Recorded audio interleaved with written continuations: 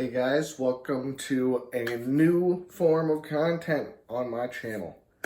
Uh, World building and where to start. So, when it comes to world building, you can start very big, like an entire world map, or shrink it all the way down to just a single city or town. I personally think it's easier just to start with that first little town, but it's always nice to make a large map like this with a couple cities and town names just kind of put on there without really going into detail on them other than just picking one and really hammering it down. And that's where we're going to really start. And the place I think is the best to start is, even though it's cliche, the tavern. You can start by just putting the tavern, designing it, figuring out what you want in there, and putting it right in the town square.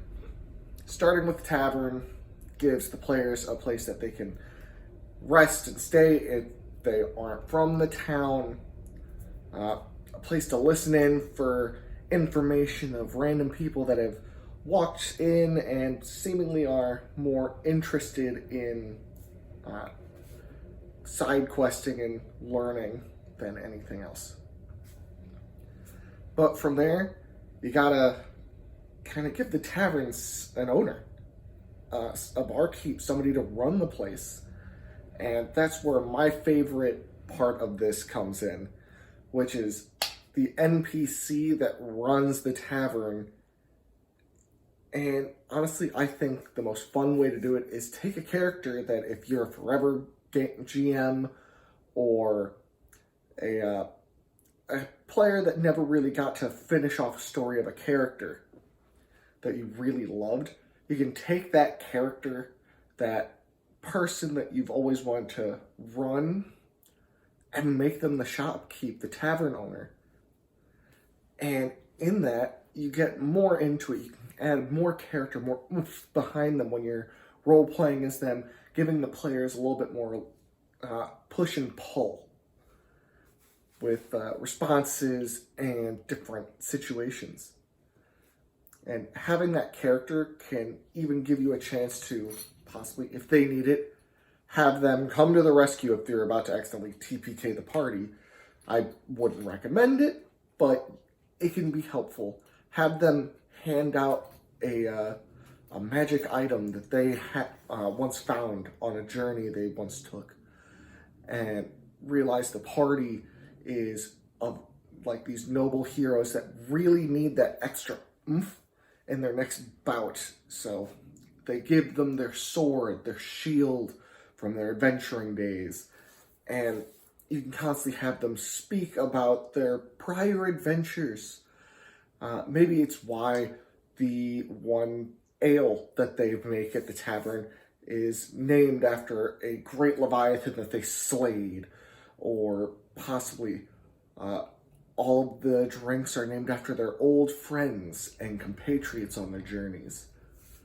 And using that to kind of spur in some lore to especially the town itself and the world beyond it, can really make your job easier later on when you're fleshing out more of that world.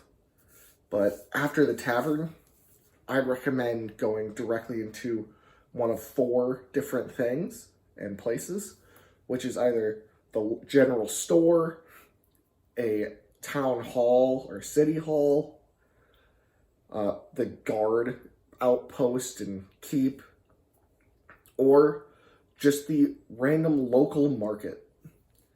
With those 4 things, you can kind of really start building off of it.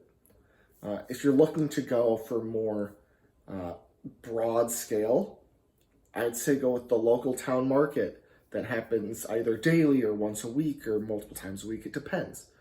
But it can give you the chance to add in a bunch of NPCs that live in the town and craft things, whether it be a kid that's trying to learn how to make potions and trying to become an alchemist himself, trying to sell these concoctions, which could be usable, or could be accidentally poisonous, which could still help the party by giving them this poison that looks like a beautiful potion. So if they get captured or are sneaking about, they can put it on a table, something like that. And from there, you can add in random craftsmen of maybe there's a woodworker that makes carts and stuff like shelves and stuff like that that they can use for building their own little outpost, their own little house for the party. There's dozens of things you can do with just a simple town market. But from there, you can go into the general store, which is a lot simpler. You can kind of throw almost anything in there for what is being sold, from rations to basic weapons, basic armor, stuff like that, rope, backpacks, and so on.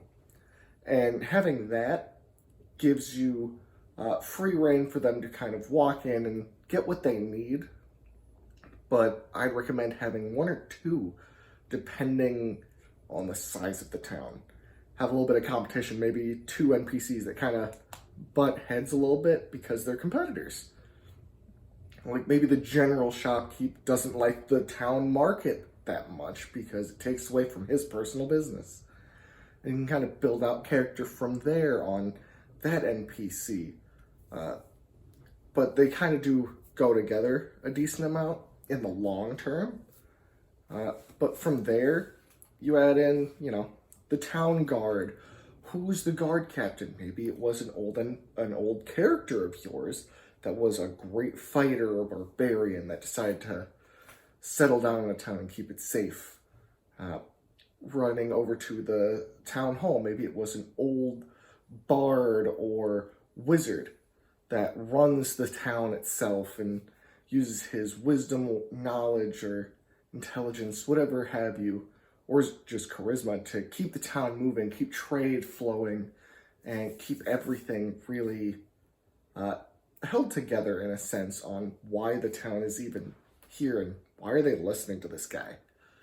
But from there, once you finish that rough outline of that town, you can kind of build off it as you want, as the players kind of run around and deal with new issues, maybe fixing relations between this town and another one to increase trade, maybe finding out some people that live outside the town because they hate the people there.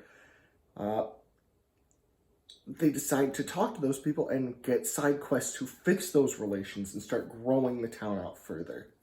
There's a lot of things you could do on that front, but outside of the town, you should add a few little things, whether it be a dark forest up to the north, an abandoned keep down over to the west, and so on, for them to go adventuring to, start fleshing out that world outwards from the city or town itself, and start incorporating things a bit easier. Starting that small area can really help you flesh out that world without having to just dive straight into your players being like, oh, well, I want to go all the way over here, I want to go over there, and having to rush yourself into building all of these cities and figuring out what do they do for trade with other cities, what is their main import, export, all that. You can get really convoluted really quickly, and you can get lost so fast. But starting in that small area and trying to build out really gives you an easier way to do that kind of stuff. Especially if it's either a small little town in the middle of the woods or a large bustling city. That's the case, you can start them off in one section of that giant city and build the city out from there as they explore outwards into the rest of the city. Maybe, there's the aristocratic section that happens to be filled with magic or possibly just thieves who constantly try to steal from the rich to help themselves. There's the poor section filled with sewer rats and problems aplenty that the party can deal with. But everything from there is pretty easy once you get a base set up. And with that, I'm going to call it a video. Enjoy crafting your worlds from the start. We'll get a part 2 next week. So, see ya.